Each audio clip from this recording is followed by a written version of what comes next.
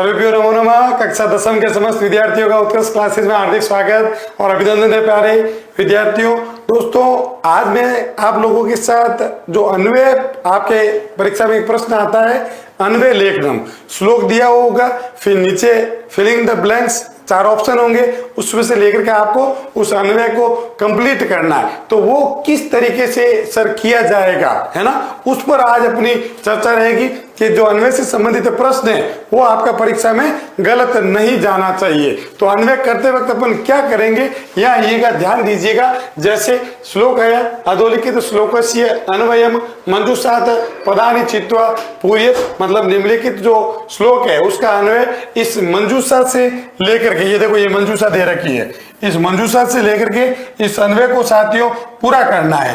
क्या करना है गुरुजी, पूरा करना है। तो सबसे पहले तो जो श्लोक दिया है उसको 2 बार ढंग से पढ़ें, श्लोक को ही 2 बार पढ़ना है कि श्लोक क्या कहना चाह रहा है। देखिए, यह इच्छति आत्मनः श्रेय प्रभुतानि सुखानि च न कुर्याद अहितम कर्म सपर्य कदापि न। क्या मीनिंग हुआ इसका कि जो लोग सुख चाहते हैं, है ना, कि मुझे बहुत सारे सुख की प्राप्ति हो, है ना, तो उसको क्या करना चाहिए कि मेरे लिए बहुत सारा सुख मिले, तो आप दूसरों के साथ भी वैसा ही व्यवहार करें जैसा आप अपने साथ चाहते हैं। मतलब कि कभी भी दूसरों का आप बुरा नहीं करें, अहित ना करें। यदि खुद का भला चाहते हैं तो आप दूसरों का भी अहित ना करें। श्लोक जो अन्वय होता है, क्या किया जाता है साथियों, सबसे पहले उसमें कर्ता ढूंढा जाता है। कर्ता क्या होता है सर, है ना, जो स्वतंत्र है कर्ता, जो क्रिया करने में स्वतंत्र होता है उसको क्या कहते हैं गुरुजी, उसको कर्ता कहते हैं। और प्रायः कर्ता का प्रयोग सबसे पहले होगा, प्रारंभ में कर्ता आएगा और कर्म आएगा बीच में। कर्म क्या होता है, कर्ता का सबसे चहेता पदार्थ, कर्ता जिसको सर्वाधिक रूप से प्राप्त करना चाहता है, कर्तु इप्सित तमम कर्म, वो कर्म आता है। और अंत में क्या रहती है सर, अंत में क्रिया रहती है, किसी काम का करना या होना पाया जाता है, जैसे पढ़ना, लिखना, हंसना, रोना, गाना, ये सब क्या है कि सर इसको क्रिया कहते हैं। तो पहले कर्ता आएगा, फिर कर्म आता है, फिर क्रिया होगी। इससे एक छोटा सा वाक्य बन गया, ठीक है ना। फिर अपन विशेषणवाची पदों को प्रयोग करेंगे और उस सेंटेंस को पूरा करेंगे। फिर विशेषणवाची करण, संप्रदान इत्यादि का प्रयोग किया गया है तो वो फिर उसके बीच में आएंगे। पहले कर्ता आएगा, अंत में क्रिया आएगी। कैसे, जैसे देखिए यहाँ पर कर्ता को होने की यह का मतलब जो कोई भी व्यक्ति, कोई भी हो सकता है, यह है ना, श्रेय प्रभुतानि। अब इसमें क्या आएगा, यहाँ आइएगा, यह श्रेय प्रभुतानि, तो इसमें ये रहा सर। इसके आसपास कौन है कि गुरुजी, इसके आसपास मुझे आत्मना दिखाई दे रहा है ना। क्या दिखाई दे रहा है कि सर मुझे यहाँ पर आत्मना दिखाई दे रहा है कि यह आत्मनः श्रेय प्रभुतानि की बाद क्या आया है, प्रभुतानि किसका विशेषण है कि सर सुखानि का है, तो यहाँ आएगा सुखानि विशेष्य हो गया और प्रभुतानि विशेषण हो गया। फिर इच्छति मतलब जो आत्मनः, है ना, आत्मनः मतलब अपने लिए, आत्मनः श्रेय इच्छति, जो अपने लिए बहुत सारे सुखों की कामना करता है, इच्छा करता है। सह क्या आया फिर, सह, ये रहा सह सर, ये परियः, कदापि और परियः के बीच में क्या है कि सर कदापि, और ये देखिए स और कदापि के बीच में क्या आया है कि सर परियः आया है ना। परियः भी कह सकते हैं और परेभ्य भी कह सकते हैं। यहाँ पर क्या दिया सर, यहाँ पर परेभ्य दिया है तो यहाँ पर परेभ्य आएगा। परेभ्य या परियः दोनों पर्यायवाची है। कदापि च, फिर क्या आएगा, क्या बच गया सर, अहितम बच गया है, अहितम। फिर आ गया ये न, अहितम न कुर्यात। लीजिए ये सेंटेंस हो गया, पूरा अन्वय हो गया कि जो अपने लिए बहुत सारे सुखों की कामना करता है उसे दूसरों के प्रति कभी भी जो है अहित मतलब बुरा काम नहीं करना चाहिए।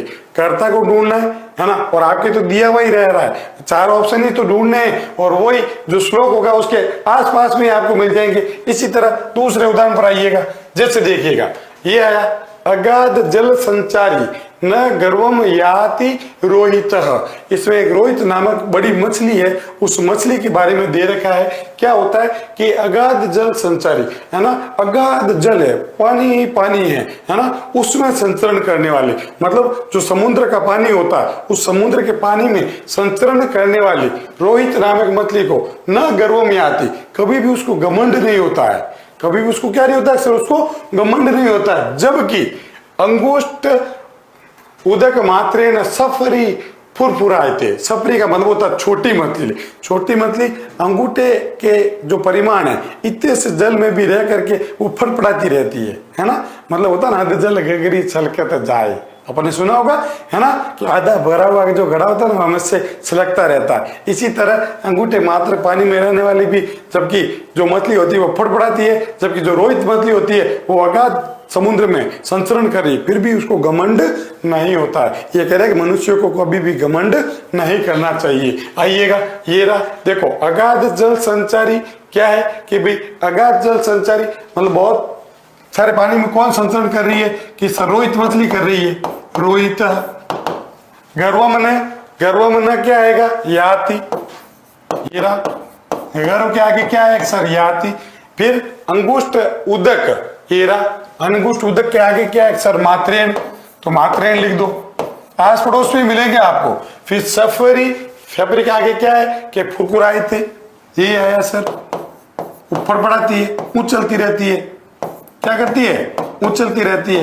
कुल मिलाकर के कवि यहाँ कहना चाह रहा है कि मनुष्य को कभी भी घमंड नहीं करना चाहिए, है ना, अभिमान नहीं करना चाहिए कि हूं जो तो मैं ही हूं।